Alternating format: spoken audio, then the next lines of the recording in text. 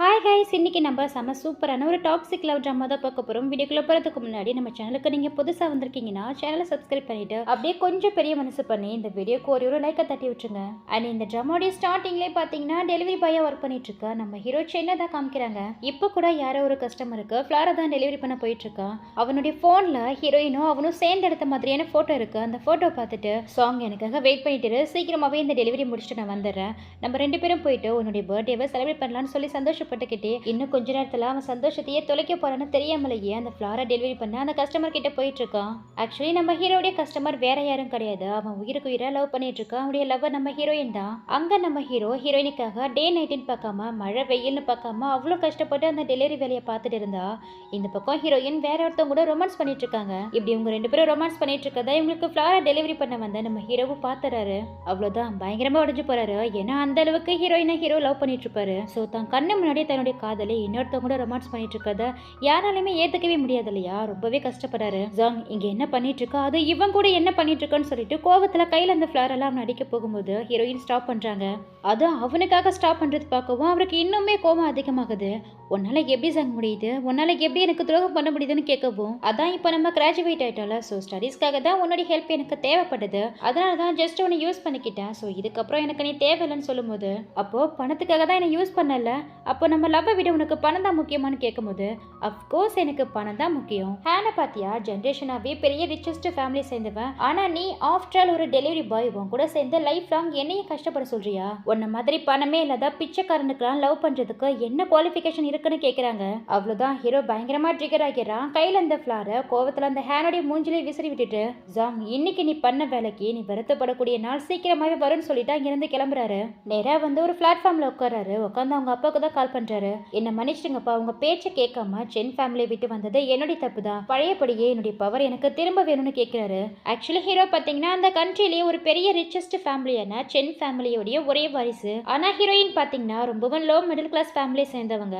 எங்க தான் ஒரு பெரிய பணக்காரன ஹீரோயினுக்கு தெரிஞ்சதுன்னா தன்னுடைய லவ் ஹீரோயின் ஏத்துக்க மாட்டாங்களோன்னு பயந்து தன்னுடைய ஐடென்டி என்னங்கிறதே மறைச்சு ஒரு சாதாரண வாழ்க்கையை தான் ஹீரோ முன்னாடி வாழ்ந்திருக்காரு. அண்ட் இங்க கட் பண்ணா நெக்ஸ்ட் 3 இயர்ஸ்க்கு அப்புறம் தான் காமிக்கிறாங்க. ஹீரோவுடைய பிசினஸ் ஹேண்டில் பண்ணிக்கிட்டு இன்னுமே ஒரு பவர்ஃபுல்லான பர்சனா தான் இருந்துட்டு இருக்காரு. ஆனா ஹீரோயின் மேல இருக்கிற அந்த வெஞ்சன்ஸ் மட்டும் இன்னமும் கொஞ்சம் கூட குறையவே இல்லை. நெக்ஸ்ட் ஹீரோயினை தான் காமிக்கிறாங்க. ஹீரோடைய வீட்டுக்கு தான் வராங்க. ஆனா ஒரு நானியா தான் வராங்க. ஆக்சுவலி இது ஹீரோடைய வீடுன்னு உங்களுக்கு தெரியாது. தெரியாமலே தான் அந்த வீட்டுக்கு வேலைக்கு வராங்க. அவர் முகத்தை கூட நிமிந்து பார்க்கவே இல்லை. அவர் முன்னாடி போய் நின்று, மிஸ்டர் ஷென், நான் தான் உங்களுடைய நியூ ஞானி, இன்னைக்கு தான் நான் ஜாயின் பண்ணியிருக்கேன், உங்களுக்கு என்ன வேணும்னு கேட்கும்போது ஹீரோவும் எழுந்து ஹீரோயின் முன்னாடி வந்து நின்று, அப்புறம் பார்த்தே ரொம்ப வருஷம் ஆச்சு, எப்படி இருக்கான்னு கேட்குறாரு. இவங்களும் நிமிர்ந்து ஹீரோடைய முகத்தை பார்த்தது தான். அவ்வளோதான் இவரான்னு சொல்லிட்டு, என்னை மன்னிச்சிட்டங்க, நான் தெரியாம இந்த பக்கம் வந்துட்டு என்னுடைய வேலையை நான் ரிசைன் பண்ணிட்டேன்னு சொல்லிட்டு அங்கேருந்து கிளம்ப பார்க்குறாங்க. உடனே ஹீரோயினை ஸ்டாப் பண்ணி, மொபைல இப்போ மட்டும் நீ வேலையை விட்டு போனேன்னு வச்சுக்கோய, பெனால்ட்டி எனக்கு 30 மில்லியன் பணம் கொடுக்கணும்னு சொல்றாரு. இவனை பார்த்த ஷாக்கை விட அவன் சொன்ன அந்த 30 மில்லியன் தான் உங்களுக்கு இன்னுமே பகிர்ன் ஆகுது. என்ன சொல்றீங்க 30 மில்லியனான்னு கேட்கும்போது, ஓ மேடம் அக்ரிமெண்ட்டை படிக்கல நினைக்கிறேன், நீ வேலையில ஜாயின் பண்றதுக்கு முன்னாடியே சைன் போட்டு கொடுத்தல, ஸோ அந்த அக்ரிமெண்ட் படி உன்னுடைய ஒர்க்கிங் இயர்க்குள்ளேயே நீ பாதியிலே வேலை வேணான்னு சொல்லிட்டு வேலையை விட்டு போனீங்கன்னா பெனால்ட்டி எனக்கு 30 மில்லியன் பணம் கொடுக்கணும்னு சொல்றாரு. அப்போ என்ன ரிவெஞ்ச் எடுக்க தான் வேணும்னே பிளான் பண்ணி இதெல்லாம் பண்ணிருக்கலன்னு சொல்லி ஹீரோயினி கேட்க, பக்கத்துல நிக்கிற மேடம்மா ஹீரோயின் கண்ணத்திலே ஒன்று வச்சு, எவ்வளவு தைரியம் இருந்தா யாரு நீ போய் எங்க மாஸ்டரையே எதிர்த்து பேசுறேன்னு சொல்லி கத்திட்டு இருக்காங்க. அப்போதான் எல்லா பிரச்சனைக்கு காரணமான இந்த ட்ராமாவுடைய வில்லி பொண்ணு ஜியா அங்க வரா. ஜாங் எப்படி இருக்கா, இன்னைக்கு புதுசா ஒரு நானி வேலையில வந்து ஜாயின் பண்ண போறாங்கன்னு கேள்விப்பட்டேன், ஆனா அது நீயா இருப்பேன்னு நான் கொஞ்சம் கூட எதிர்பார்க்கவே இல்லைன்னு சொல்லிட்டு ஹீரோயின் முன்னாடி வந்து நிக்கிறா. ஜியா நீ எப்படி இங்கன்னு கேட்கும்போது உடனே ஹீரோ ஹீரோயினி கிட்ட, இவதான் என்னுடைய கேர்ள் ஃப்ரெண்டு, கூடி சீக்கிரமாவே நாங்க ரெண்டு பேரும் மேரேஜ் பண்ணிக்க போறோம்னு சொல்றாரு. அதுக்கு ஹீரோயினும் நீங்க ரெண்டு பேரும் பர்ஃபெக்டான மேட்ச் தான் சொல்லிட்டு அவங்களுக்கு வாழ்த்துக்கள் சொல்றாங்க. அதை கேட்கும் போது ஹீரோயினுக்கு ரொம்பவே கஷ்டமா இருந்தாலும் எதையும் வெளியில காட்டிக்காம, நீங்க ரெண்டு பேரும் தான் பெர்ஃபெக்ட்டான மேட்ச், உங்களுக்கு என்னுடைய வாழ்த்துக்கள்னு சொல்றாங்க. அது சரி ஜாங், நீ தான் சென்னுடைய எக்ஸ் கேர்ள் ஃப்ரெண்டுன்னு கேள்விப்பட்டேன், ஆனா அப்படி இருந்தும் கொஞ்சம் கூட வெக்கமே இல்லாம எப்படி இந்த வீட்டுக்கு வேலைக்கு வந்திருக்க, ஒருவேளை உன்னுடைய பழைய காதலை வச்சு அவரை எதுவும் செரியூஸ் பண்ண வந்திருக்கேன்னு ரொம்பவும் தெனாவட்டா கேள்வி கேட்கிறா. இங்க பாரு சியா, நீ தப்பா புரிஞ்சிட்டு இருக்க, நீ நினைக்கிற மாதிரியான பொண்ணு நான் கிடையாதுன்னு சொல்லவோ, ஆமா நம்ம நினைக்கிற மாதிரியான பொண்ணு இவ கிடையாதுதான், ஏன்னா நம்ம நினைக்கிறத விடவும் ரொம்பவும் கேவலமானவன்னு ஹீரோ பயங்கரமா ஹீரோயினை குத்தி காட்டி பேசிட்டு இருக்க. பக்கத்துல நிக்கிற அந்த மேட் அம்மாவும், இந்த என்னம்மா பொண்ணு வேலைக்கு தானே வந்திருக்க, வந்து வேலையை பாருன்னு ஹீரோயின் அங்கேருந்து இழுத்துட்டு போயிட்டு நானிக்கான ட்ரெஸ்ஸை கொடுத்தா, இங்க பாரு நீ வெறும் நானி மட்டும் கிடையாது, இங்க இருக்கிற எல்லா வேலையும் நீ தான் பார்க்கணும். இங்க இருக்கிற பாத்ரூம் டாய்லெட்டை எல்லாத்தையும் க்ளீன் பண்ணிட்டு அதோட நைட் டின்னரை பத்தி யோசிக்க கூட கூடாது. நான் எப்ப சொல்றேனோ அப்பதான் வந்து சாப்பிடணும்னு சொல்லிட்டு பயங்கரமா அவங்கள வேலை வாங்குறாங்க. என்னடா எப்படி வந்து மாட்டிக்கிட்டோமேனு ஹீரோயினும் எதுவுமே பேசாம அவங்க சொல்ற வேலையெல்லாம் பார்த்துட்டு இருக்க. இதுல இதுங்க ரெண்டும் வேணும்னே ஹீரோயினுக்காக அவங்க முன்னாடி ரொமான்ஸ்லாம் பண்ணி அவங்கள பயங்கரமா வெறுப்பேத்திட்டு இருக்குதுங்க. இதெல்லாம் பார்க்கவும் ஹீரோயினுக்கு இதுக்கு முன்னாடி ஹீரோ கூட இருந்த அந்த பழைய நினைவுகள்லாம் ஞாபகத்துக்கு வந்து அவங்களை இன்னுமே கஷ்டப்படுத்திட்டு இருக்கு. ஆனா ஹீரோவும் பாத்தீங்கன்னா வேணும்னே ஹீரோயின் முன்னாடி தான் அவ கூட இன்டிமேட்ல இருக்கிற மாதிரிலாம் ஆக்ஷன் பண்ணிட்டு இருக்கான். அவங்க வெளியில போனதும் டோட்டலா அவளை அவாய்ட் பண்ணிட்டு போயிடுறான். இது அவளுக்கு ரொம்பவே கடுப்பாகுது. ஹீரோயினே எப்படியாவது இந்த வீட்டை விட்டு துரத்தணும்னு பிளான் பண்றா. இந்த பக்கம் ஹீரோயினும் அவங்க ரெண்டு பேரும் க்ளோஸா இருக்கிறத நினைச்சு ஃபீல் பண்ணி அழுதுட்டு இருக்க. அந்நேரம் பார்த்து ஹீரோ வேற சும்மா இல்லாம ஹீரோயினி கிட்ட வந்து என்ன அவ கூட சேர்த்து வச்சு பார்க்கறது ரொம்பவே கஷ்டமா இருக்கா, அழுகியா வருதா, எனக்கும் இப்படிதானே 3 வருஷத்துக்கு முன்னாடி இருந்திருக்கும், உனக்கு தான் பணக்கார வீட்டு பசங்களை செடியூஸ் பண்றதுதான் கை வந்த கலையாச்சு, அந்த மாதிரி போகாம எதுக்கு நானி வேலைக்கெல்லாம் வந்து கஷ்டப்பட்டு இருக்கேன்னு கேட்கும்போது, இங்க பாருங்க மிஸ்டர் சேன், எனக்கு வேலை இருக்கு நான் போறேன்னு சொல்லிட்டு அங்கேருந்து நைஸா எஸ்ஸாக்கலான்னு பாக்குறாங்க. ஆனா ஹீரோ அவங்கள விடவே மாட்டேங்கிறான். இங்க பாரு அவ்வளவு சீக்கிரமா உன்னால எங்கிருந்து தப்பிச்சு போகவே முடியாது. எனக்கு எந்த அளவுக்கு நீ கஷ்டத்தை கொடுத்தியோ, எப்படி எனக்கு துரோகம் பண்ணியோ, அது எல்லாத்துக்கும் நீ ரெக்ரெட் பண்ணி அதுக்கான பதில சொல்லாம இங்க இருந்து போக முடியாதுன்னு சொல்லிட்டு போறான். சோ ஹீரோயினும் ஹீரோ போனதுக்கு அப்புறம், ஷென் நீ சொன்ன மாதிரி நான் வருத்தப்படணும்னா அதுக்கு நான் உனக்கு துரோகம் பண்ணினா தானே, ஆனா நான் தான் உனக்கு எந்த வித துரோகத்தையும் பண்ணவே இல்லையேன்னு சொல்லி மனசுக்குள்ளேயே ரொம்ப ஃபீல் பண்ணிட்டு இருக்காங்க. அதுக்கப்புறம் ஹீரோயினா அவங்களுக்காக டின்னர் ரெடி பண்ணி எடுத்துட்டு வந்து வைக்கிறாங்க. ஆனா அந்த சாப்பாடு எதுவுமே அந்த ஜியாவுக்கு பிடிக்கவே இல்லையா. அதனால ஹீரோ கிட்ட, இங்க பாருங்க இந்த சாப்பாடு எதுவுமே எனக்கு சுத்தமா பிடிக்கல, இவ வேணும்னே எனக்கு பிடிக்காத சாப்பாடுலாம் பண்ணிருக்கா, பேசாம வாங்க வெளியில போய் சாப்பிடலான்னு சொல்லி ஹீரோ வெளியில சாப்பிட கூப்பிடுறா. ஆனா வெளியில பயங்கரமா மழை பெஞ்சிட்டு இருக்கு. அதனால ஹீரோவோ, இங்க பாரு ஜியா வெளியில பயங்கரமா மழை பெஞ்சிட்டு இருக்கு, இந்த மழையில போனீங்கன்னா உனக்கு சளி பிடிச்சுக்கோ, சோ உனக்கு பிடிச்ச சாப்பாடு என்னன்னு சொல்லு, அவளை ப்ரிப்பேர் பண்ணி எடுத்துட்டு சொல்றேன்னு சொல்றான். சரிங்க, ஆனா எனக்கு சாப்பாடுலாம் வேணாம், எனக்கு ஐஸ்கிரீம் கேக்கு சாப்பிடணும் போல இருக்கு, அதுவும் இந்த சிட்டியோடைய வெஸ்ட் சைட்ல இருக்கக்கூடிய அந்த பர்டிகுலர் கடையோடைய ஐஸ்கிரீம் கேக்கு தான் வேணும்னு சொல்லி கேட்கிறா. என்ன அப்படியே நிக்கிறா, அவ சொன்னது காதல் வெளியா, போயிட்டு அவ சொன்ன கடையில அந்த ஐஸ்கிரீம் கேக்கை வாங்கிட்டு வா, அதுவும் மெல்ட் ஆகாம வாங்கிட்டு வா, மெல்ட்டானா அவ சாப்பிட மாட்டான்னு சொல்லி அவ்வளவு கொற்ற மழையில ஹீரோயினை அனுப்பி வைக்கிறா. இருக்க மழையோட வேகம் அதிகமாகிட்டே போகுது. பயங்கரமா இடி இடிக்குது, புயல் அடிக்குது. ஒரு வேகத்துல ஹீரோயினை அனுப்பி வச்சிட்டானே தவிர இவனால இங்க நிம்மதியாவே இருக்க முடியல. அவளுக்கு அங்க என்னாச்சோ ஏதாச்சோன்ட்டு ரொம்பவே பயப்படுறான். அடுத்த செகண்டே ஹீரோயினை தேடி கிளம்பிடுறா. இந்த பக்கம் ஹீரோயின் அவ்வளவு மழையில நனைஞ்சுக்கிட்டே போய் அந்த கேக்கையும் வாங்கிட்டு வந்துடுறாங்க. அப்படி வந்துட்டு இருக்கும்போது கால் நடடி கீழே விழுந்துடுறாங்க. அப்போ அவங்களுக்கு ஆப்போசிட்ல ஒரு பர்சன் கொடையோட வந்துட்டு இருக்கான். வந்தவன் நேரா வந்து ஹீரோயினை தூக்கி விடுறான். இவங்களும் யாருன்னு சொல்லிட்டு நிமிந்து பாக்குறாங்க. பார்த்தா வேற யாரும் கிடையாது. ஃபர்ஸ்ட் சீன்ல ஹீரோயின் ஒருத்தவங்க கூட சேர்ந்து சீட் பண்ண மாதிரி காமிச்சிருப்பாங்க இல்லையா, அந்த ஹேண்ட் தான் வந்திருக்கான். அவனை பார்க்கவும் ஹீரோயின் மண்டக்குள்ள பழைய விஷயங்கள்லாம் வந்து போயிட்டு இருக்கா. அது ஒரு பிளாஷ்பேக்கை நமக்கு காமிக்கிறாங்க. இப்போதைக்கு ஹீரோவுக்கு கேர்ள் ஃப்ரெண்டா இருக்கா இல்லையா அந்த ஜியாவை 3 வருஷத்துக்கு முன்னாடியே, அதாவது எக்ஸாக்டா ஹீரோவும் ஹீரோயினையும் பிரியறதுக்கு முன்னாடி ஹீரோயினை மீட் பண்ணி, இங்க பாரு ஜாங் நீ ரொம்பவே கஷ்டத்துல இருக்கன்னு எனக்கு தெரியும், இப்போதைக்கு உனக்கு பண தேவை அதிகமா இருக்குங்கிறது எனக்கு தெரியும், அதனால நீ என்ன பண்ற, ஹீரோவே உன்னை பார்த்து வெறுத்து போற அளவுக்கு பண்ணணும், அதுக்கு நீ என்ன பண்ணணும்னா ஹேண்ட் மாதிரி ஒரு ரிச்சஸ்ட் பர்சன் கூட அஃபேர்ல இருக்கிற மாதிரி நடிக்கணும், அதை பார்த்து ஹீரோவே உன்னை வெறுத்து போகணும், அப்படி மட்டும் நீ பண்ணினா உனக்கு தேவையான பணத்தை நான் தரேன்னு சொல்லியிருப்பா. ஸோ இவங்களுக்கும் அப்போதைக்கு இருந்த பண தேவைக்காக ஹீரோ முன்னாடி ஹேண்ட் கூட அஃபேர் இருக்க மாதிரி நடிச்சிருந்திருப்பாங்க. ஆனா இந்த ஹேண்ட் எதுக்காக அப்படி நடிச்சிருப்பான்னா, ஹேனுக்கு ஆல்ரெடி ஹீரோயின் மேல ஒரு கண்ணு இருக்கும். ஸோ எப்படியாவது ஹீரோவையும் ஹீரோயினையும் பிரிச்சு விட்டு ஹீரோயின் சிங்கிள் ஆயிட்டாங்கன்னா அவங்கள பிக்கப் பண்ணிக்கலான்னு ஒரு நப்பாசில தான் அந்த மாதிரி பண்ணியிருந்திருப்பான். ஆனா இவன் ஆசை என்னமோ நிராசை தான் போயிருந்திருக்கும். ஏன்னா நடிப்பு முடிஞ்சதுமே ஹீரோயின் இவனை அவாய்ட் பண்ணிட்டு அங்க இருந்து கிளம்பியிருப்பாங்க. ஸோ இப்போ அதெல்லாத்தையும் நினைச்சு பார்த்துட்டு ஹேண்ட் நீன்னு சொல்லிட்டு ஹீரோயினை எழுந்திருக்கும் போது, ஜாங் உன்னை மீட் பண்ணணும்னு நான் கொஞ்சம் கூட எதிர்பார்க்கவே இல்லை, 3 வருஷத்துக்கு முன்னாடி நீயும் நானும்னு சொல்லி பழச ஆரம்பிக்கிறான். இங்க பாருங்க தயவு செஞ்சு இப்போ அதை பத்தி பேச வேண்டிய அவசியம் இல்லை, அது ஜஸ்ட் ஒரு பிளே மட்டும் தான் சொல்லி டோட்டலா அந்த விஷயத்தை அவாய்ட் பண்ணிட்டு இருக்காங்க. அந்நேரம் பார்த்து ஹீரோ வர ஹீரோயினை கூப்பிட்டு வரலான்ட்டு கார்ல வந்திருப்பாரு இல்லையா, அவர் அப்பதான் வந்து காரை ஸ்டாப் பண்றதை இந்த ஹேண்ட் பாத்துறான். ஆனா ஹீரோயின் பாத்துருக்க மாட்டாங்க. சோ ஹீரோ இவங்க 2 பேரையும் பார்த்துட்டு இருக்கதை நோட்டீஸ் பண்ண இந்த ஹேனும் வேணும்னே ஹீரோயினை கிஸ் பண்ற மாதிரி பண்ணிட்டு இருக்கான். தூரத்துல இருந்து பார்த்துட்டு இருக்க ஹீரோவுக்கு அவங்க 2 பேரும் கிஸ் பண்ணிட்டு இருக்க மாதிரி தெரியவும் இன்னுமே அவருக்கு பயங்கர கோவம் வருது. போய் இந்த கேடு கெட்டவளுக்காகவா இறக்கப்பட்டு கார் எடுத்துட்டு வந்தோம், இவெல்லாம் என்னைக்குமே திருந்த மாட்டான்னு சொல்லி ஷேம்லெஸ்னு ஹீரோயினை தேடிட்டு அங்கிருந்து கிளம்பிடுறா. ஆனா உண்மையிலே ஹீரோயினை ஹேண்ட் கிஸ் பண்ணியிருக்க மாட்டான், சும்மா தான் அந்த மாதிரி பண்ணியிருந்திருப்பான். ஹேண்ட் என்ன பண்றீங்க, எதுக்கு இப்போ என் பக்கத்துல க்ளோஸா வந்தீங்கும் போது, ஏய் சும்மா விளையாட்டுக்கு தான் பண்ணனே ஹீரோயினை சமாளிச்சுட்டு, சரி மழை வர அதிகமா பெஞ்சிட்டு இருக்கு வா நானே கொண்டு போய் உன்னை வீட்டுல விட்டுறேன்னு சொல்லி கூட்டிட்டு போறான். ஒரு வழியா ஹீரோயினும் வீட்டுக்கு வந்துடுறாங்க. ஹீரோ அந்த வீட்டுடைய வாசல்லே பேய் மாதிரி வெயிட் பண்ணிட்டு இருக்கான். மிஸ்டர் சென் நீங்க சொன்ன மாதிரி நான் கேக் வாங்கிட்டு வந்துட்டேன்னு சொல்லிட்டு கேக்கை டேபிள்ல வைக்கும் போது அந்த கேக்கை ஒரே எத்தி விட்டுட்டு, எவ்வளவு திமிரு இருந்தா கேக்கு வாங்க போக சொன்னா யாரையோ செடியூஸ் பண்ண போயிருந்திருப்பா, அந்த அளவுக்கு உனக்கு மென்ஸ் தேவைப்படுறாங்களான்னு சில கடுமையான வார்த்தைகளை சொல்லி அவங்கள பெட்ரூம் பக்கம் தரன்னு இழுத்துட்டு போறான். ஷென் உங்களுக்கு என்னதான் வேணும், எதுக்கு இப்படிலாம் பண்றீங்கன்னு ஹீரோயினும் கேட்கும் போது, இப்பவே என் கண்ணு முன்னாடியே அண்ட்ரஸ் பண்ணுன்னு சொல்றான். என்ன பேசுறீங்கன்னு தெரிஞ்சுதான் பேசுறீங்களா, நான் ஜஸ்ட் உங்களுக்கு ஒரு நாணி மட்டும்தான், நான் ஒன்றும் உங்களுக்கு டேஷ் கிடையாதுங்கும் போது, ஓ ஒருவேளை நான் பணம் தர மாட்டேன்னு யோசிக்கிறியா, எவ்வளோ வேணுமோ பணம் தரேன்னு சொல்லிட்டு ஹீரோயின் முன்னாடி 2 கட்டு பணத்தை தூக்கி போட்டு இப்போ உனக்கு ஓகேவான்னு கேட்குறான். ஹீரோயினுக்கா பயங்கரமா கோவம் வருது. இவன் நம்மளை பத்தி என்னதான் நினைச்சிட்டு இருக்கான்னு சொல்லிட்டு கோவத்துல ஒரு ட்ரெஸ்ஸை கட்டி ஹீரோ மூஞ்சிலே தூக்கி போடுறாங்க.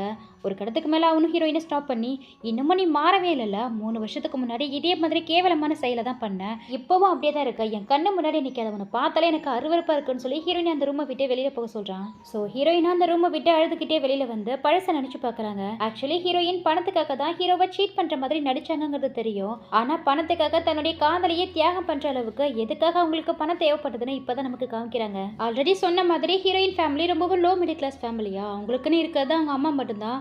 அவங்களுக்கும் ரொம்ப உடம்பு முடியாம ஆகி சர்ஜரிக்கு பணம் தேவைப்பட்டிருக்கும். ஹீரோ கிட்ட ஹெல்ப் கேட்கலான்னு பார்த்தா கூட ஹீரோ அப்போதைக்கு ஒரு டெலிவரி பாயை தான் ஹீரோயின் முன்னாடி தன்னை காட்டியிருப்பாரு. ஸோ அவர்கிட்டயும் அந்த அளவுக்கு பணம் இருக்காது, வேற வழியே இல்லைங்கிற ரீசனுக்காக தான் தான் அம்மா உயிரை காப்பாற்ற அந்த ஜியா சொன்ன கண்டிஷனை ஏற்றுக்கிட்டு ஹீரோ முன்னாடி அவரை சீட் பண்ற மாதிரி நடிச்சிருந்திருப்பாங்க.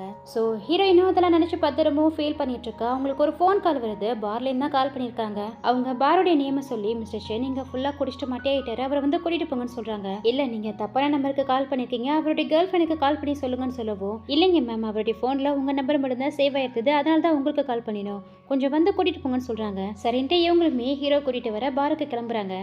இந்த பக்கம் ஹீரோவும் பார்ல உட்காந்து கண்டினியூஸாக இன்னமும் குடிச்சிக்கிட்டே தான் இருக்கா. ஹீரோயினும் போயிட்டு குடிச்சது போதும் வாங்க போகலான்னு சொல்லி கூப்பிட்டு இருக்காங்க. அவங்கள பார்த்ததுமே அவனுக்கு இன்னமும் கோபம் அதிகமாகுது. எதுக்கு எனக்கு துரோகம் பண்ண, எதுக்கு இப்படி பண்ணுன்னு சொல்லிட்டு அவங்கள பிடிச்சி உலுக்கிட்டு இருக்கான். போதும் நிறுத்துங்க, நான் உங்களுக்கு எந்தவித துரோகத்தையும் பண்ணவே இல்லைன்னு ஹீரோயினும் சொல்ல வரும்போது கரெக்டாக அந்த சியா வந்து ஹீரோயினை ஸ்டாப் பண்ணிடுறா. அது மட்டும் இல்லாமல் ஹீரோவும் ஓவராக குடிச்சதால அதே இடத்துல விழுந்துறாரு. ஸோ அந்த ஜியாவும் ஹீரோயினும் சேர்ந்து தான் ஹீரோவை கூட்டிட்டு வந்து பெட்ரூமில் படுக்க வைக்கிறாங்க. அதான் கூட்டிட்டு வந்து படுக்க வச்சாச்சுல, ஃபர்ஸ்ட் இங்கேருந்து வெளியில் போடின்னு சொல்ல ஹீரோயினும் அங்கேருந்து வெளியில் போகிறாங்க.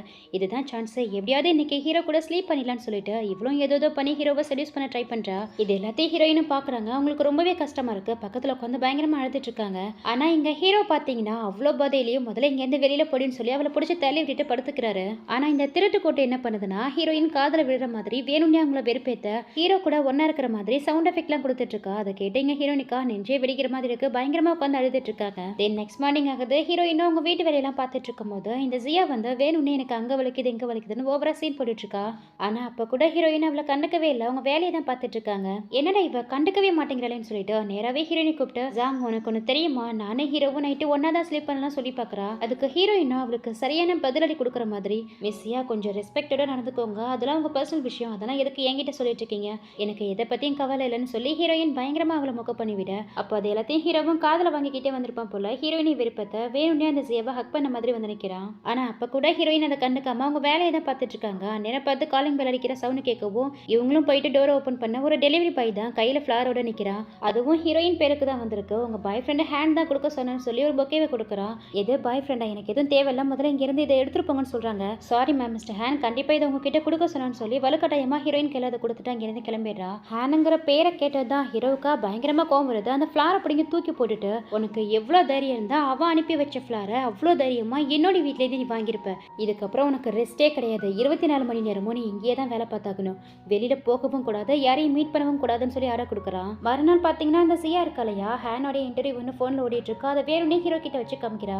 அந்த இன்டர்வியூல ஹேனுக்கு பர்த்டேவா, ஸோ இந்த வருஷம் உங்க பர்த்டேவா உங்க கேர்ள் ஃப்ரெண்டு கூட செலிப்ரேட் பண்ண போறீங்களான்னு சொல்லி கொஸ்டின் கேட்குறாங்க. அதுக்கு அந்த ஹேனோ பார்த்தீங்கன்னா கண்டிப்பா என் கேர்ள் ஃப்ரெண்டு கூட தான் இந்த வருஷம் பர்த்டேவை செலிப்ரேட் பண்ண போறேன், நானும் என் கேர்ள் ஃப்ரெண்டு 3 வருஷமா லவ் பண்ணிட்டு இருக்கோன்னு மனசாட்சியே இல்லாம போய் புள்ளி விட்டுருக்கான். ஸோ உங்க கேர்ள் ஃப்ரெண்டோடைய பேர் என்னன்னு சொல்ல முடியுமான்னு கேட்குறாங்க. இப்போதைக்கு அவ பேரை சொல்ல மாட்டேன், கூடி சீக்கிரமாவே எல்லாரும் முன்னாடி அவ யாருங்கிறத உங்களுக்கு ரிவீல் பண்றேன்னு சொல்லிட்டு இருக்கா. இது எல்லாத்தையும் பார்க்கவும் ஹீரோக்கு இன்னுமே வயிற்றுச்சலா இருக்கு. இதுல இந்த ஜியா வேற சும்மா இல்லாம ஜாங் பரவாயில்லையே 3 வருஷம் ஆச்சு, ஆனா இன்னமும் அந்த ஹேண்ட் கூட தான் ஹூக்கப் பண்ணிட்டு இருக்கியா, நம்ம எல்லாம் ஒரே கிளாஸ்மேட் தானே, ஹேனை பார்த்தா இவ்வளோ நாள் ஆச்சு, சரி என்னைக்காவது ஹேனை மீட் பண்ண என்னையும் சென்னையும் கூட்டிட்டு போன்னு சொல்லிட்டு இருக்கா. அதை கேட்ட ஹீரோயினும் இங்க பாரு ஜியான்னு சொல்லிட்டு ஏதோ சொல்ல வராங்க. அதுக்குள்ளே அங்க காலிங் பெல் அடிக்கிற சவுண்ட் கேட்கவும் இவங்களும் போயிட்டு டோரை ஓப்பன் பண்றாங்க. ஓப்பன் பண்ணா உங்களுக்கு பெரிய ஷாக்கு. ஏன்னா அந்த ஹேண்ட் இருக்கா இல்லையா, ஹீரோயினை தேடி ஹீரோடைய வீடு வரைக்குமே வந்துடுறா. ஹேண்ட் நீ எப்படி இங்க எதுக்காக இங்க வந்து கேட்கும் போது, என்ன சாங் எப்படி கேட்குற, உன்னை பார்க்க தான் வந்தேன்னு சொல்லிட்டு அவன் பாட்டுக்கு நேராக உள்ள வரா. இந்த ஜியாவும் ஹேனை பார்த்துட்டு, ஹேண்ட் எப்படி இருக்க, உன்னை பார்த்தே ரொம்ப நாள் ஆச்சு, இப்போ கூட உன்னை பற்றி தான் பேசிட்டு இருந்தோம், ஆனால் உன்னை பற்றி கேட்டால் இந்த ஜாங் இருக்காலையா வாயவே திறக்க மாட்டேங்கிறான்னு சொல்லிட்டு, யாரை பக்கம் வந்த, ஜாங்க பக்கம் வந்தியான்னு கேட்டுட்டு இருக்கா. ஆமா என் ஜாங்க பக்கம் தான் வந்திருக்கேன், இன்னைக்கு என் பர்த்டே இல்லையா, அதான் என் கேர்ள் ஃப்ரெண்டு கூட செலிப்ரேட் பண்ணலான்னு இருக்கேன், இங்கே எந்த அவளை கூட்டிட்டு போறேன்னு சொல்லும்போது, விடுவானா ஹீரோ அவ என்னோட நானி நான் அவளை வெளியில போகலாம் அலோ பண்ண மாட்டேன்னு சொல்லிடுறான். இட்ஸ் ஓகே சென், எனக்கு ஒன்றும் ப்ராப்ளம் இல்லை, இல்லை, நம்ம எல்லாம் ஒரே கிளாஸ்மேட் தானே, பேசாம நம்ம ஏன் என்னுடைய பர்த்டேவோ உன்னுடைய வீட்டில் இங்கேயே செலிப்ரேட் பண்ணக்கூடாது, எனக்கும் என் கேர்ள் ஃப்ரெண்டு கூட என்னுடைய பர்த்டேவை செலிப்ரேட் பண்ண மாதிரி இருக்கும்னு சொல்லிட்டு அவன் பாட்டுக்கு ஹீரோயினை கூட்டிட்டு உள்ள போறான். அதுக்கப்புறம் டின்னர் எல்லாரும் ஒன்னா தான் உட்காந்து சாப்பிட்றாங்க. அப்படி சாப்பிட்டுட்டு இருக்கும்போது இந்த ஹேண்ட் வேற சும்மா இல்லாம வேணும்னே ஹீரோ வெறுப்பேத்த, ஜாங் உன் கை ஏன் இவ்வளோ சில்லுன்னு இருக்கு, நான் வேணா வார்ம் பண்ணுறேன்னு சொல்லிட்டு அவங்க கையெடுத்து அவன் கணத்துல வச்சு தடவிட்டு இருக்கான். இதை பார்த்துட்டு ஹீரோவோ பக்கத்துல இருந்த அந்த ஜியா கிட்ட எனக்கு இந்த டிஷ்ஷெல்லாம் எடுத்து ஊட்டி விடுன்னு சொல்லிட்டு பயங்கரமா ஃப்ளோட் பண்ணிட்டு இருக்கான். அடுத்தது அந்த ஹேண்டோடைய டர்னு அவன் என்ன பண்றானா ஹீரோயின் காலை பிடிச்சி தடவிட்டு இருக்கான். ஹேண்ட் என்ன பண்ற, ஒழுங்கா உன் கையை எடுன்னு சொல்லி ஹீரோயினும் பிடிச்சி தட்டி தட்டி விட்டுட்டு இருக்காங்க. இந்த சீனை ஹீரோயினை பார்க்கலையா, அதனால இந்த ஜியா என்ன பண்றானா ஹீரோவை பார்க்க வைக்க சாப்ஸ்டிக் எடுத்து கீழே போட்டுட்டு, சரி என்னுடைய சாப்ஸ்டிக்கை கீழே வந்துச்சு கொஞ்சம் எடுத்து தரீங்களான்னு கேட்கா. அவனுமே அந்த சாப்ஸ்டிக் எடுக்க கீழே குனிறான். அவ்வளவுதான், அந்த கண்குள்ளா காட்சியை பார்த்தறான். அவனுக்கா செம்ம வெறியாகிடுது. கோவத்துல அந்த சாப்ஸ்டிக் எடுத்து டேபிளே விட்டு கிடச எல்லாருமே பயந்து போயிடுறாங்க. ஏ சென் என்ன பண்ணிட்டு இருக்க பாரு, என் கேர்ள் ஃப்ரெண்டு பயந்து போயிட்டா, எதுக்கு இப்படி எல்லாம் பண்ணிட்டு இருக்கன்னு பயங்கர கூலா பேசிட்டு இருக்கான். இங்க பாரு, எனக்கு அவளை பிடிக்காதுதான், அவ எனக்கு பிடிக்கலன்னு பரவாயில்ல, யாரும் அவளை டச் பண்ணக்கூடாது, அதுவும் முக்கியமா நீ அவளை டச் பண்ணக்கூடாதுன்னு சொல்லவும், என்ன சென் மறந்துட்டியா, இதுக்கு முன்னாடி வேணா அவ உன்னுடைய கேர்ள் ஃப்ரெண்டா இருந்திருக்கலாம், ஆனா இப்போ அவ என்னுடையவன் சொல்லவும் கோவத்துல ஹீரோவும் பக்கத்துல இருந்து ஒரு பூச்சாடி எடுத்து அவனை அடிக்கலான்ட்டு தூக்கி போட அந்த ஃபிளார் வாஸ் பாத்தீங்கன்னா ஹீரோயின் மேல பட்டுடுது. ஒரு செகண்ட் ஹீரோ துடிச்சு போயிடுறான். ஓடி வந்து ஹீரோயின் கிட்ட உனக்கு ஏதோ இல்லையன்னு சொல்லி கேட்டுட்டு கோவத்துல அவங்க கையை பிடிச்ச தரன்னு உள்ள எடுத்துட்டு போறான். எடுத்துட்டு போயிட்டு ஹீரோயினை பெட்ல பிடிச்சி தள்ளி, உனக்கு புரியுதா புரியலையா, இல்ல உன் மரமண்டைக்கு புரிஞ்சு புரியாத மாதிரி நடிச்சிட்டு இருக்கியா, அந்த ஹேண்ட் என்ன உன்கிட்ட சின்சியரா இருக்கான்னு நினைச்சிட்டு இருக்கியா, அவ உன்னை யூஸ் பண்ண பாக்குறாண்டி, யூஸ் பண்ண பாக்குறான்னு கத்திட்டு இருக்கான். ஓ அவ என்ன யூஸ் பண்ண பாக்குறான், அப்ப நீங்க மட்டும் என்ன பண்ணிட்டு இருக்கீங்க, உங்க வெஞ்சன்ஸ் தீத்துக்கா என்ன இந்த வீட்டுக்கு நானே வரவழைச்சு வேலையை விட்டு போனா 30 மில்லியன் பெனால்ட்டி போட்டுருவன பயமுறுத்தி 24 மணி நேரமும் ஒரு அடிமையை நடத்திட்டு இருக்கீங்க, அவனுக்கும் உங்களுக்கும் என்ன வித்தியாசம், எதுக்கு என்ன விடாம இப்படி டார்ச்சர் பண்ணிட்டு இருக்கீங்கன்னு கேட்கவோ, இப்போ என்ன உனக்கு என்னை விட்டு போகணும் அவ்வளோதானே, அது நீ செத்தாலோ இல்லை நான் செத்தாலோ தான் நடக்கும்னு சொல்லிட்டு போறான். அவன் அந்தாண்ட போக இந்த ஹீரோயினுக்கு ஹாஸ்பிட்டல்லேருந்து கால் வருது. இன்னுமே அவங்க அம்மா ட்ரீட்மெண்ட்ல ஹாஸ்பிட்டலில் தான் இருக்காங்க போல. ஸோ அதுக்கான பேமெண்ட் தான் கட்ட சொல்லி கேட்டுட்டு இருக்காங்க. கொஞ்சம் டைம் கொடுங்க சீக்கிரமாவே கட்டிடுறேன்னு ஹீரோயினும் பேசிட்டு இருக்கா. அதை இந்த ஜியா ஓட்டு கேட்டுட்டு இருக்கா. ஹீரோயினுக்கு பண தேவை இருக்குங்கிறத புரிஞ்சுக்கிட்டு மனசுக்குள்ளேயே ஒரு பிளானை போட்டுட்டு இருக்கா. நெக்ஸ்ட் மார்னிங் ஆகுது. ஹீரோயினும் அந்த ஜியாக்கு காஃபி கொண்டு போய் கொடுத்துட்டு மிஸ்டர் சென்னு கிட்ட சொல்லி இந்த மாதம் என்னுடைய சேலரி கொஞ்சம் கேட்டு வாங்கி கொடுங்க, எனக்கு ஒரு முக்கியமான செலவு இருக்குன்னு சொல்லி கேட்குறாங்க. சேலரி என்னமோ கிடைக்கும், ஆனால் ஃபுல் அமௌண்ட் கிடைக்காது, அதில் கொஞ்சம் பணத்தை டிடெக்ட் பண்ணிட்டு தான் கொடுப்பாருன்னு சொல்கிறா. எது கழிச்சுப்பீங்களா, ஆனால் எதுக்காகன்னு ஹீரோயின் கேட்க எத்தனை தடவை ஹீரோ சொல்லி அவர் பேச்சை கேட்காம நேற்று அந்த ஹேண்டை சஜஸ்ட் பண்ண பார்த்தல, அதனால தான் இந்த மாதம் சேலரியை பிடிச்சிட்டு கொடுக்கணும்னு ஹீரோ சொன்னதா சொல்லிட்டு இருக்கா. ஆக்சுவலி ஹீரோ அந்த மாதிரி சொல்லியிருக்கவே மாட்டான், இந்த புழுகு மட்டும் தான் புழுகிட்டு இருக்கு. இவ சொல்றது உண்மை நினைச்சு ஹீரோயினும் இங்கே பாரு ஜியா, என் அம்மாவுடைய சுச்சுவேஷன் தான் உனக்கு நல்லாவே தெரியும்ல, நான் ரொம்ப பெரிய பண கஷ்டத்தில் இருக்கேன், தயவு செஞ்சு அந்த பணத்தை ஃபுல்லாகவே வாங்கி கொடுத்துருன்னு சொல்லி கெஞ்சிட்டு இருக்காங்க. உனக்கு பணம் தானே வேணும், நான் சொல்றதை கேட்டினா உனக்கு நிறையவே பணம் கிடைக்குன்னு சொல்றா. இங்க கட் பண்ணா மறுநாள் ஒரு கிளப்பை தான் காமிக்கிறாங்க. அங்கதான் ஹீரோயினை வர சொல்லியிருக்கா போல. ஸோ ஹீரோயினும் அவ சொன்னதை கேட்டு அந்த இடத்துக்கு வந்திருக்காங்க. அந்த இடத்த பார்க்கவும் உங்களுக்கு ஒரு மாதிரி இருக்கு. எங்க தன்னை தப்பா யூஸ் பண்ணிக்கதா இந்த ஜியா வர சொல்லிருக்கோன்னு நினைச்சு, இங்க பாரு ஜியா, நீ நினைக்கிற மாதிரியான பொண்ணெல்லாம் நான் கிடையாது, இந்த மாதிரி வேலைலாம் என்கிட்ட வச்சுக்காது, எனக்கு பணமே கிடைக்காட்டியும் பரவாயில்லன்னு சொல்லிட்டு அங்கிருந்து கிளம்ப பாக்குறாங்க. உடனே அவங்கள ஸ்டாப் பண்ணி, எங்க பாரு சாங், நானும் உன்னை தப்பான விஷயத்துக்கு யூஸ் பண்ணிக்க இங்க கூப்பிடல, ஜஸ்ட் ஒரு பர்சன் கூட உட்காந்து நீ ட்ரிங்க்ஸ் பண்ணணும், அவர் கூட ட்ரிங்க்ஸ் பண்ண மட்டும் போதும், உனக்கு தேவையான பணம் கிடைக்குன்னு சொல்லி கூட்டிட்டு போறா. தென் ஹீரோயினை உள்ள கூட்டிட்டு போயிட்டு வேன் சொல்லிட்டு ஒரு பிசினஸ் மேன் இருக்காரு, அவருக்கு மிடில் ஏஜ் இருக்கும், அவரு கூட உட்காந்து ட்ரிங்க்ஸ் பண்ண சொல்றா. இவங்களும் அந்த பிசினஸ் மேன் கூட உட்காந்து ட்ரிங்க்ஸ் பண்ண ஆரம்பிக்கிறாங்க. ஆக்சுவலி இந்த பிசினஸ் மேனை மீட் பண்ணா இன்னும் கொஞ்ச நேரத்துல அந்த கிளப்புக்கு ஹீரோ வருவான். ஸோ அவன் வரும்போது ஹீரோயின் அந்த பர்சன் கூட ட்ரிங்க்ஸ் பண்ணிட்டு இருக்கதை பார்த்தா இன்னுமே ஹீரோயின் மேல கோவம் அதிகமாகும் இல்லையா. ஸோ அதுக்கு தான் இந்த ஜியா இப்படி கேவலமான வேலையெல்லாம் பார்த்துட்டு இருக்கா. அந்த ஜியா பிளான் போட்டபடியே அடுத்த கொஞ்ச நேரத்துல ஹீரோவும் அங்க வரா. ஹீரோயின் அந்த ஆளு கூட ட்ரிங்க்ஸ் பண்ணிட்டு இருக்கதை பார்த்து கோவப்படுறான். பணத்துக்காக இன்னும் எத்தனை பேர் கூட தான் இந்த மாதிரி ஹூக்கப் பண்ணிட்டு இருப்பேன்னு அவங்கள ரொம்பவே மோசமான வார்த்தைகளை பேசினது மட்டும் இல்லாம இன்னுமே நிறைய பணம் சம்மதிக்கலாம், என் கூட வான்னு சொல்லி அவங்க கையை பிடிச்சி தரன்னு இழுத்துட்டு போயிட்டு ஒரு கிளாமரான ட்ரெஸ்ஸை போட சொல்லி, இப்போ போ, இதுக்கு முன்னாடி ஏர்ன் பண்ணதை விட இன்னுமே நிறைய உனக்கு பணம் கிடைக்கும்னு சொல்லி பயங்கரமா அவங்கள அசிங்கப்படுத்திட்டு இருக்கான். அந்த பிசினஸ் மேனும் மேல ஒரு கட்டு பணத்தை வச்சு இன்னுமே நிறைய ட்ரிங்க்ஸ் பண்ணுன்னு சொல்லிட்டு மேல ஹீரோனி குளிக்க வச்சுட்டு இருக்கான். அவங்களும் ஹீரோ மேல இருக்கிற கோபத்துல ட்ரிங்க்ஸ் பண்ணிக்கிட்டே இருக்காங்க. இதுல அந்த பிசினஸ் மேன் என்ன பண்ணிடுறான்னா, யாரும் பார்க்காத சமயமா பார்த்து ஹீரோயின் குடிக்கக்கூடிய அந்த ட்ரிங்க்ஸ்ல ட்ரக்ஸ் கலந்து வச்சிடறான். அது தெரியாம ஹீரோயினும் கண்டினியூஸா குடிச்சுக்கிட்டே இருக்காங்க. இதுல இந்த ஜியா வர இன்னுமே ஜாலியா ஃபன் பண்ணலான்னு சொல்லிட்டு ட்ரூத் ஆர் டேர் கேம் விளையாடுறாங்க.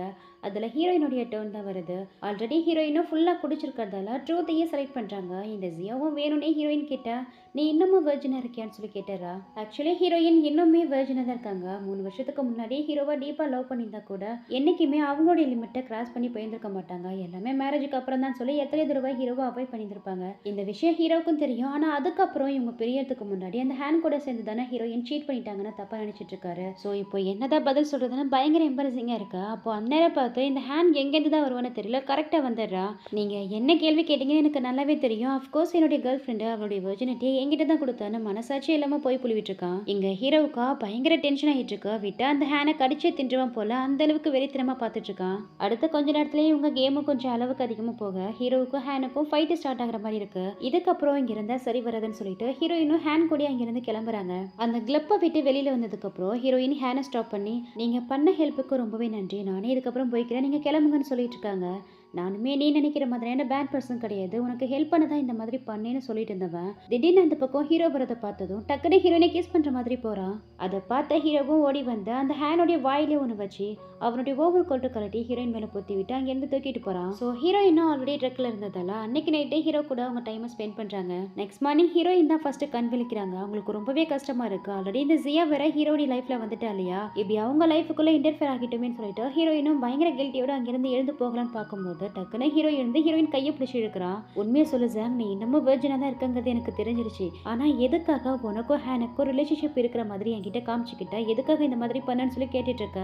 அந்நேரம் பார்த்து அந்த ஜியா வர உள்ள வந்தோ ஹீரோவும் ஹீரோயினும் ஒன்னா இருக்கிறத பார்த்துட்டு, உனக்கு எவ்வளவு தைரியம் இருந்தா என்னுடைய பாய் ஃப்ரெண்டு கூடயே ஸ்டேப் இருப்பேன்னு சொல்லி ஹீரோயினை செவிலே ஒன்று வச்சு அந்த வீட்டை விட்டே வெளியில துரத்தி விட்டுறா. அதுக்கப்புறம் ஹீரோயினா அந்த வீட்டை விட்டு வெளியில வந்து பார்ட் டைம் ஜாப்லாம் பார்த்து ரொம்பவே கஷ்டப்பட்டு ஏர்ன் பண்ணிட்டு இருக்காங்க. ஆனா அப்ப கூட ஹீரோயினை வீட்டுக்கு கொடுக்கல. அவங்களை தேடி கண்டுபிடிச்சு மறுபடியும் அவங்கள வீட்டுக்கு கூட்டிட்டு வந்து ஹவுஸ் அரெஸ்ட் பண்ணி வச்சிடறான். அவங்களுக்காக பார்த்து அவங்களுக்கு பிடிச்ச சாப்பாடுலாம் ப்ரிப்பேர் பண்ணி எடுத்துட்டு வந்து கொடுக்குறான். அந்த சாப்பாட்டை கிட்ட எடுத்துட்டு போகவும் அவங்களுக்கு வாமிட் வர மாதிரி இருக்கு. அதே இடத்துல மயக்கம் போட்டு விழுந்துடுறாங்க. ஒருவேளை ஹீரோயின் பிரெக்னெண்டா இருப்பாள்னு சொல்லிட்டு ஹீரோயினை கூட்டிட்டு போயிட்டு ஹாஸ்பிட்டல் செக் பண்ணி பார்க்கும்போது அவங்கள செக் பண்ணி பார்த்த டாக்டரும் அவங்களுக்கு ஊட்டச்சத்து குறைபாடுதான் இருக்கு, பிரெக்னென்ட்லாம் இல்லைன்னு சொல்லிட்டு போயிடுறாங்க. தென் ஹீரோ அங்கிருந்து கிளம்பினதுக்கு அப்புறம் ஹேண்ட் தான் ஹீரோயினை பார்க்க வராரு. உண்மையிலே ஹீரோயின் பிரெக்னெண்டா தான் இருந்திருக்காங்க. ஆனா ஹேண்ட் தான் டாக்டர்கிட்ட சொல்லி அந்த பிரெக்னன்சி ஹீரோ கிட்ட இருந்து மறைக்க சொல்லியிருக்காரு. ஸோ ஹீரோயின் கிட்டையும் தான் டாக்டர் கிட்ட அந்த மாதிரி மாத்தி சொன்னதா சொல்லிட்டு இருக்காரு. அதுக்கு அவங்களுமே அவருக்கு தேங்க்யூ சொல்லிட்டு அதோட தான் ரொம்பவே குழப்பமான மனநிலைமையில இருக்கிறதால குழந்தை விஷயத்துல என்ன முடிவு எடுக்கிறதுன்னு தெரியலன்னு சொல்லி புலம்பிட்டு இருக்காங்க. இங்க பாரு சாங், இது உன்னோடைய லைஃப், உன்னோடைய முடிவு, இதுல முடிவெடுக்க எனக்கு எந்த ரைட்ஸும் கிடையாது. ஆனா என்னுடைய மனசுல பட்டதா சொல்றேன். ஆல்ரெடி அந்த ஜியாவுக்கும் ஹீரோவுக்கும் என்கேஜ்மெண்ட் ஆனதால சீக்கிரமாவே அவங்க மேரேஜ் பண்ணிப்பாங்க. ஸோ இந்த குழந்தை நாளைக்கு பிறந்தாலுமே இது ஒரு இல்லெஜிபிள் சைல்ட தான் பிறக்கும். இதுக்கப்புறம் நீ என்னுடைய குழந்தைய வச்சுக்கணுமா வேணாமான்னு முடிவெடுக்கிறது உன்னோடைய விருப்பம் தான்.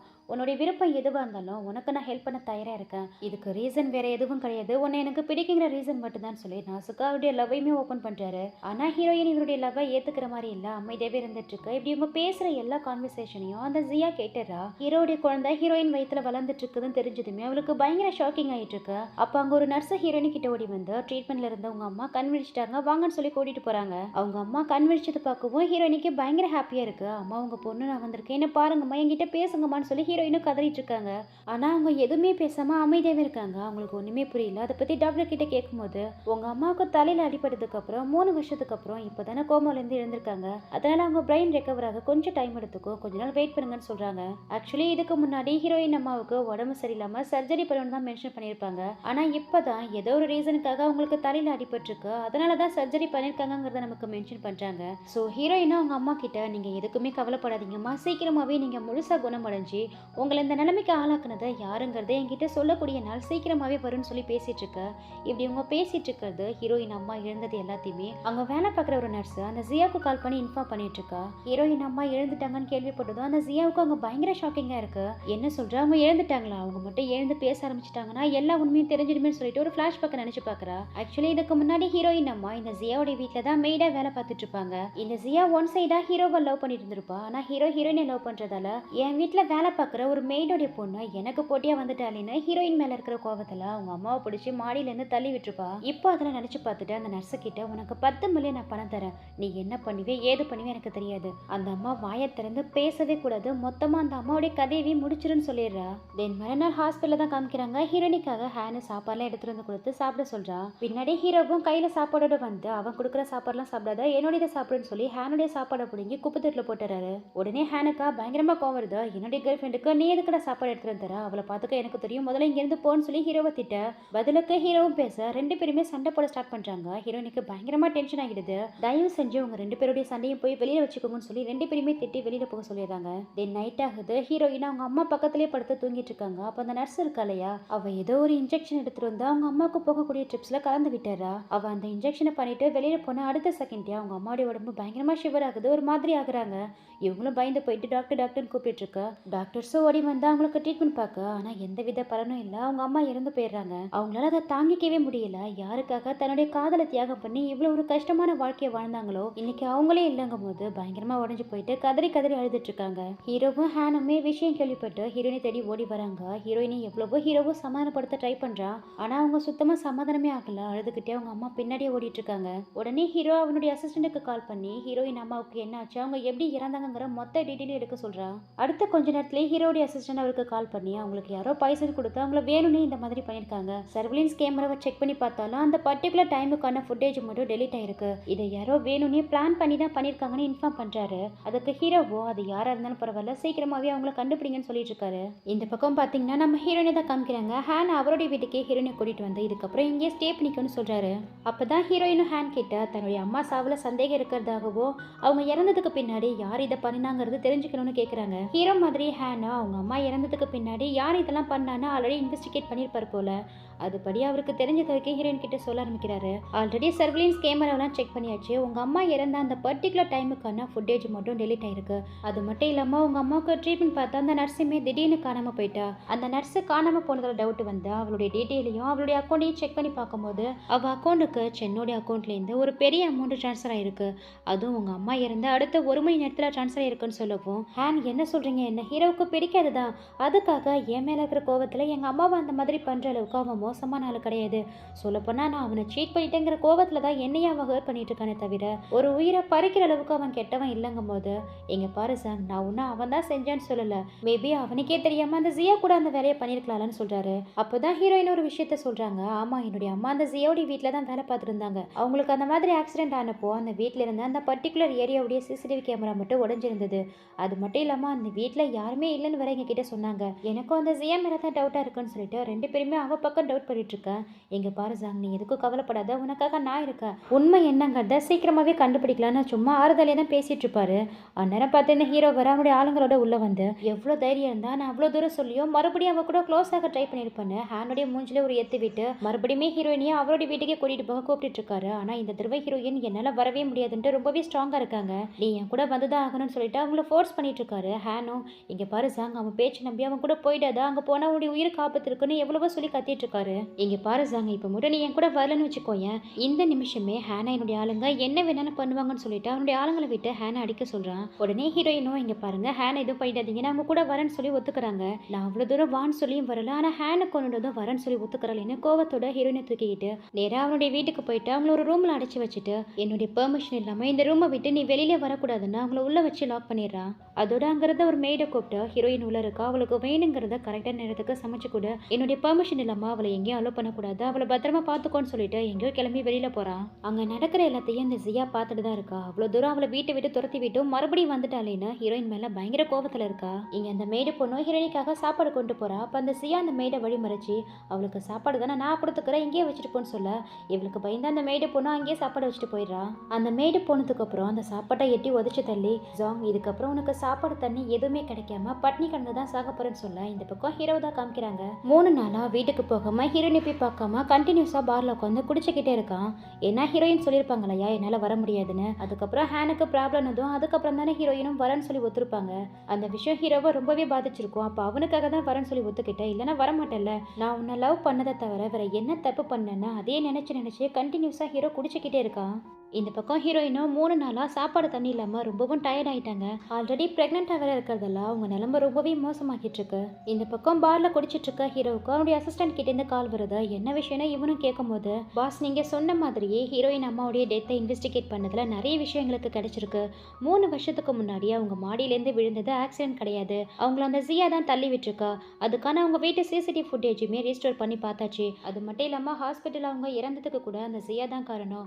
அந்த நர்ஸு கிட்ட கிட்ட பணம் கொடுத்து அவ தான் அந்த மாதிரி பண்ண வச்சிருக்கான்னு எல்லா உண்மையும் சொல்லிடுறாரு. அதை கேட்கவும் இவருக்கு பயங்கர ஷாக்கிங்கா இருக்கு. இது தெரியாம ஹீரோயின் இவரை வீட்டுல தனியா விட்டுட்டு வந்துட்டுமே வந்து 3 நாள் ஆகுதுன்னு சொல்லிட்டு இப்பதான் ஹீரோயின் மேல அக்கறை வந்து ஓடிட்டு இருக்காரு. இந்த பக்கம் அந்த ஜியா வர உடம்பு முடியாம இருக்கிற ஹீரோயின் கிட்ட என்ன சாங் எப்படி இருக்கான்னு கேட்டுக்கிட்டே உள்ள வரா. அவளை பார்க்கவும் இவங்களுக்கு செம்மையா கோவம் வருது. ஆல்ரெடி இவ மேல ஒரு டவுட் இருக்கு இல்லையா. உண்மையை சொல்றேன், நீ தானே 3 வருஷத்துக்கு முன்னாடி எங்க அம்மா உங்க வீட்டுல வேலை செய்யும் போது அவங்கள மாடியில இருந்து தள்ளி விட்டதுன்னு கேக்குறாங்க. அதுக்கு அந்த ஜியா பயங்கர தென்னாவிட்டா, ஆமாண்டி நான் தான் உங்க அம்மா பிடிச்சி தள்ளி விட்டேன், அதுக்கு நீ என்ன பண்ண போற, நான் லவ் பண்ண சின்ன உன்னை யாரு செடியூஸ் பண்ண சொன்னது, அதனால தான் உனக்கு லெசனை கத்து கொடுக்க அந்த மாதிரி உங்க அம்மாவை பண்ணேன்னு ஒத்துக்கிறா. அப்போ என் அம்மா இறந்ததுக்கு காரணமும் நீ தானே, எதுக்கடி எங்க அம்மாவை அப்படி பண்ணன்னு கேட்கும் போது, ஏன்னா நான் லவ் பண்ற சின்ன நீ லவ் பண்ணாம இருந்தா நான் எதுக்கு இதெல்லாம் பண்ண போறேன், அதனால தான் உனக்கு லெசனை கத்து கொடுக்க இந்த மாதிரி பண்ணேன்னு சொல்றா. அதை கேட்ட ஹீரோயினிக்கா பயங்கரமா கோவம் வருது. அவகிட்ட போய் சண்டை போட போறாங்க. ஆனா இவங்களே ஆல்ரெடி பலகீனமா தானே இருக்காங்க. அவனெல்லாம் இவங்களை பிடிச்சி கீழே தள்ளி அவங்க வயிற்றுலேயே மிதின்னு மிதிச்சிட்டு இருக்கா. மிதிச்சதுல அவங்களுக்கு ப்ளீடிங் ஆக ஸ்டார்ட் ஆகுது. அப்படியே அவங்கள பிடிச்சி ஆள் நடமாட்டம் இல்லாத ஒரு பில்டிங் இழுத்துட்டு போறா. அவ அந்த இழுத்துட்டு போக இந்த ஹீரோ வந்து பாக்குறா. ரூம்ல ஹீரோயின் இல்லாம இருக்கத பாக்குறா. அதோட தரையில அங்கங்க ஸ்ட்ரெயின்ஸையும் பாக்குறா. அவனுக்கு சரியான பயம் வருது. உடனே அந்த ஜியாவுடைய போன் மூலியமா அவ இருக்கக்கூடிய லொகேஷனை கண்டுபிடிச்சு அவளை தேடி தான் கிளம்புறா. இந்த பக்கம் ஹீரோயின் அந்த ஜியா ஒரு பில்டிங் உடைய டாப்புக்கு தான் கூட்டிட்டு வந்திருக்கா. ஜியா எதுக்கடி இப்படி பண்ணிட்டு இருக்கா, 10 வருஷமா எங்க அம்மா உங்க வீட்டுல மேடா வேலை பார்த்திருக்காங்க, நீயும் நானும் சின்ன வயசுல இருந்து ஒன்னா தானே வளர்ந்தோம், உன்னை என்னைக்குமே நான் எதிரியை கூட பார்த்ததில்ல, நல்ல ஃப்ரெண்டா தானே பார்த்துருக்க, அப்படி இருந்தும் என் மேல உனக்கு ஏன் இவ்வளோ கோவம்னு கேட்டுட்டு இருக்காங்க.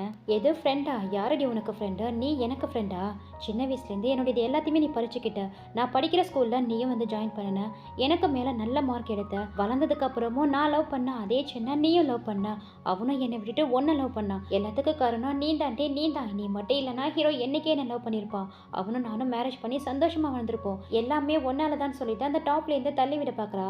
அப்போ கரெக்டா அங்க ஹீரோ வந்துடுறான். இங்க பாரு ஜியா, ஒழுங்கா எல்லாத்தையும் ஸ்டாப் பண்ணிக்கோ, நீ பண்ணது எல்லாமே எனக்கு தெரிஞ்சிடுச்சு, நீ தான் 3 வருஷத்துக்கு முன்னாடி ஹீரோயின் அம்மாவை தள்ளி விட்டதுக்கான சிசிடிவி ஃபுட்டேஜும் ரீஸ்டோர் பண்ணியாச்சு, அது மட்டும் இல்லாம நீ தான் என்னுடைய கார்டை யூஸ் பண்ணி அந்த நர்ஸுக்கு பணம் கொடுத்து ஹீரோயின் அம்மாவை அந்த மாதிரி பண்ணங்கிறது எனக்கு தெரிஞ்சு போச்சு, இதுக்கப்புறமும் மேல மேல தப்பு பண்ண ட்ரை பண்ணாத, ஆல்ரெடி போலீஸுக்கு இன்ஃபார்ம் பண்ணியாச்சு, இன்னும் கொஞ்ச நேரத்துல இங்க போலீஸ் வந்துருவாங்க, ஒழுங்கா போலீஸ் கிட்ட ஹேண்ட் ஓவர் ஆயிடுன்னு சொல்லிக்கிட்டே பக்கத்துல வராரு. அப்போ உனக்கு எல்லா உண்மையும் தெரிஞ்சிருச்சா, எப்படி இருந்தாலும் நீ என்ன மன்னிக்க போறதில்ல, நான் செத்தாலும் சரி உங்க 2 பேரையும் சேர்ந்து வாழவே விட மாட்டேன்னு சொல்லிட்டு அப்படியே ஹீரோயினை பிடிச்சும் தள்ளி விட்டுட்டு அவளும் அங்கிருந்து விழுந்துடுறா. விழுந்ததில்ல அந்த ஜியா அதே இடத்துல இறந்து போயிடுறா. ஆனா ஹீரோயின் மட்டும் பிழைச்சிடுறாங்க. ரொம்பவும் கிரிட்டிக்கலான சுச்சுவேஷன்ல ஹீரோ அவங்கள தூக்கிட்டு வந்து ஹாஸ்பிட்டல்ல அட்மிட் பண்ணியிருக்காரு. ஸோ அவங்களுக்கு ட்ரீட்மெண்ட் பண்ண டாக்டரும் வெளியில வந்து அவங்களுக்கு தலையில ரொம்பவே அடிபட்டிருக்கதால பிரைன் ரொம்பவும் டேமேஜ் ஆயிருக்கு, அதனால இந்த ஆப்ரேஷனை எங்களால சக்சஸ்ஃபுல்லா பண்ண முடியாது, இந்த ஆப்ரேஷனை மிஸ்டர் ஹேனால மட்டும் தான் பண்ண முடியும்னு சொல்றாங்க. ஸோ ஹேன் ஒரு பிசினஸ் மேன் மட்டும் கிடையாது, டாக்டரா ஒர்க் பண்ணிட்டு இருக்காரு போல. அடுத்த செகண்டே ஹீரோ ஹேனை தேடி தான் போறான். இங்க பாரு ஹேன், ஹீரோயினுக்கு தலையில அடிபட்டிருக்கு, தயவு செஞ்சு போயிட்டு அவளுக்கு ஆப்ரேஷன் பண்ணுன்னு சொல்லிட்டு இருக்காரு.